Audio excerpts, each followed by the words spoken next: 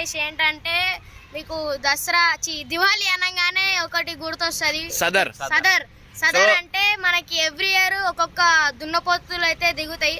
Last year వచ్చేసి మస్తు పేర్లు ఉన్నాయి, కానీ ఈ ఇయర్ వచ్చేసి మనం పేరు చెప్పనా, కింగ్ దున్నపోతు పేరు వచ్చేసి కింగ్. అంటే నెక్స్ట్ లెవెల్ దున్నపోతుంది అది.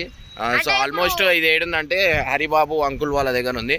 సో నాకంటే హైట్ ఉంటది అండ్ దానికి ఫ్రూట్స్ ఏమేమి పెడతారు అంటే ఎట్లాంటి సైజ్ ఉంటుంది, దాని వెయిట్ ఎంత, అండ్ బబ్బు వాళ్ళు యాదవ్స్ కదా, సో చాలా ఇంట్రెస్ట్ చూపిస్తుంది దీంట్లో.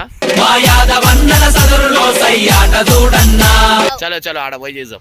ఫైనల్లీ అయితే నా జాగాకి అయితే వచ్చేసిన నేను.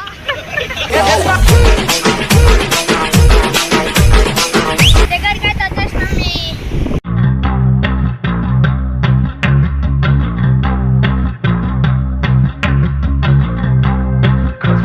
లోపల కూడా పెద్ద పెద్ద ఉన్నాయి పోతుంది.